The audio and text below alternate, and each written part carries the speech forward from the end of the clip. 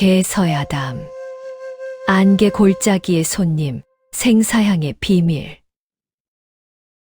길을 잃었다. 사방은 젖은 솜처럼 무거운 안개로 가득 차 있었고, 한치 앞도 분간할 수 없는 칠흑 같은 어둠이 산을 삼키고 있었다. 한양으로 과거를 보러 가던 젊은 선비, 이진우는 가쁜 숨을 몰아쉬며 가파른 산길을 헤맸다. 가을비는 이미 그의 도포를 무겁게 적셨고, 뼈를 시리게 하는 한기가 온몸을 파고들었다. 산짐승의 울음소리조차 끊긴 기괴한 고요함 속에서 그가 의지할 것은 오직 발끝에 닿는 축축한 흙의 감촉뿐이었다. 이러다가는 이 깊은 산중에서 원귀가 되고 말겠구나. 절망이 그의 목을 조여올 무렵 기적처럼 안개 너머로 은은한 불빛이 번졌다. 눈을 비비고 다시 보아도 환영이 아니었다. 안개가 거친 골짜기 깊은 곳에 도저히 이런 험산 줄령에 있을 법하지 않은 거대하고 고풍스러운 기와집이 서 있었다. 진우는 홀린 듯 그 빛을 향해 걸음을 옮겼다.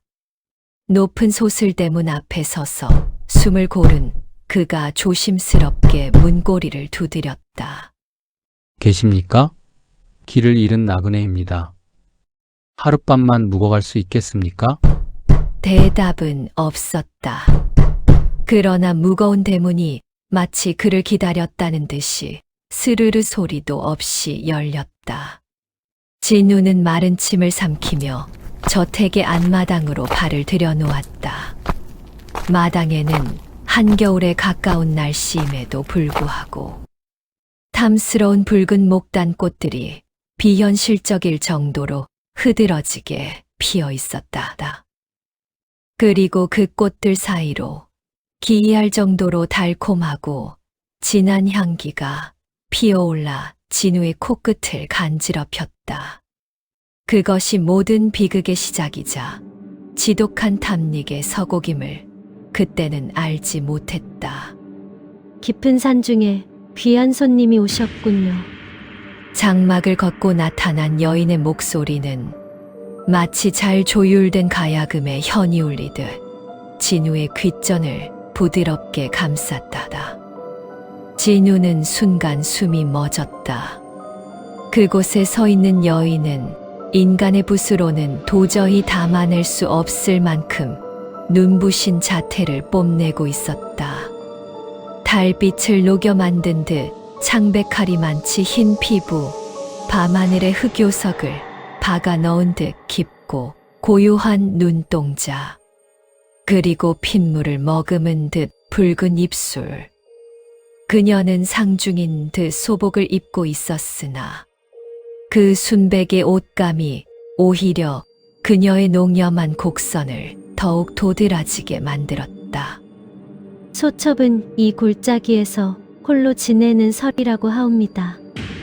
남편을 일찍 여의고 적적하던 차에 이렇게 기백 넘치는 선비님을 뵙게 되니 참으로 하늘이 도우신 듯합니다.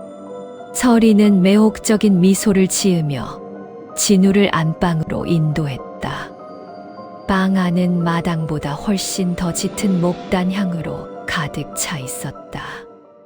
아니, 그것은 단순한 꽃향기가 아니었다. 인간의 이성을 마비시키고 원초적인 본능을 자극하는 지독히도 달콤하고 농밀한 향취였다. 설이가 직접 빚었다는 술이 상위에 올랐다. 붉은 빛깔의 술은 목을 타고 넘어갈 때마다 기이한 열기를 뿜어냈다. 진우는 본래 주량이 약하지 않았으나 겨우 몇 잔에 정신이 몽롱해지기 시작했다. 눈앞에 설이가 2명, 3명으로 겹쳐 보였고 그녀의 붉은 입술만이 선명하게 시야를 가득 채웠다. 선비님, 방 안이 덥지 않으십니까? 어찌 이리 땀을 흘리십니까? 서리가 다가와 부드러운 비단 소매로 진우의 이마를 닦아주었다. 그녀의 손길이 닿은 곳마다 불꽃이 튀는 듯했다. 진우는 이성이 녹아내리는 것을 느꼈다. 유학자로서 평생을 지켜온 도덕과 절제는 이미 저 멀리 안개 속으로 사라진 지 오래였다. 부인, 내 정신이 정신을 차리실 필요 없습니다. 이 깊은 안개 골짜기에서는 오직 저와 선비님 두 사람의 숨결만이 존재할 뿐이니까요. 서리는 속삭이듯 말하며 자신의 저고리 고름을 천천히 풀었다. 순백의 비단이 스르륵 흘러내리고 달빛 아래에 드러난 그녀의 나시는 마치 최상급의 백자로 빚어낸 예술품 같았다. 진우는 더 이상 참지 못하고 그녀를 거칠게 끌어당겼다. 그날 밤 두 사람의 미래는 격정적이다 못해 탄미적이었다. 서리의 몸은 이상하리만치 뜨거웠다. 그녀의 품에 안길 때마다 진우는 온몸에 피가 끓어오르는 듯한 극상의 쾌감을 느꼈다. 사내로서 가질 수 있는 모든 정욕과 생명력이 그녀의 부드러운 살결을 통해 빠져나가는 듯했으나 진우는 멈출 수 없었다. 아니, 멈추고 싶지 않았다. 이대로 그녀의 안에서 녹아 없어져도 좋다는 파멸적인 충동만이 그를 지배했다. 더 깊이 안아주세요, 선비님. 당신의 그 뜨거운 온기가 소첩에게는 유일한 숨결이옵니다. 서리는 고양이처럼 가르릉거리며 그의 목덜미를 깨물었다. 그녀의 거친 숨결이 진우의 귓가를 어지럽혔다. 밤이 깊어갈수록 방 안의 목단 향은 더욱 짙어졌고 그 향기는 두 사람의 땀방울과 뒤섞여 기묘한 안개가 되어 방 안을 채웠다. 격렬한 유의 끝에 진우는 깊은 혼절에 가까운 잠에 빠져들었다. 얼마나 시간이 흘렀을까? 진우는 극심한 갈증과 함께 문득 눈을 떴다. 방 안의 등잔불은 이미 꺼져 있었고 창백한 달빛만이 방 안을 비추고 있었다. 그의 옆에는 서리가 그에게 등을 돌린 채 누워 있었다. 진우는 목을 축이기 위해 몸을 일으키려다 문득 기이한 감각에 등골이 오싹해졌다. 분명 조금 전까지 불덩이처럼 뜨겁던 서리의 몸에서 이제는 얼음장 같은 서늘한 한기가 뿜어져 나오고 있었다. 뿐만 아니었다. 그녀의 매끄럽던 피부에서는 지독한 목단향 뒤편으로 비에 젖은 썩은 흙냄새가 희미하게 피어오르고 있었다. 진우는 침을 삼키며 조심스럽게 손을 뻗어 서리의 어깨를 만졌다. 차가웠다. 그것은 단순히 추위에 언 살결의 온도가 아니었다. 생명이 완전히 끊어진 지 오래된 시체에 바로 그 서늘하고 딱딱한 감촉이었다. 부인, 진우의 떨리는 목소리에 서리가 천천히 몸을 돌렸다. 달빛에 비친 그녀의 얼굴은 더 이상 낮에 그 아름다운 여인이 아니었다. 눈동자는 초점을 잃은 채 흐릿했고 매혹적이던 붉은 입술은 거무죽죽하게 변해 있었다. 그리고 그녀의 목덜미와 팔에는 푸르스름한 시반들이 피어나고 있었다. 선비님, 왜 개하셨습니까? 서리의 목소리는 더 이상 가야금 소리가 아니었다. 그것은 무덤 속에서 긁어올리는 듯한 소름 끼치는 쇳소리였다. 비명을 지르며 뒤로 물러선 진우는 황급히 방을 빠져나가려 했다. 그러나 사지가 내 마음대로 움직이지 않았다.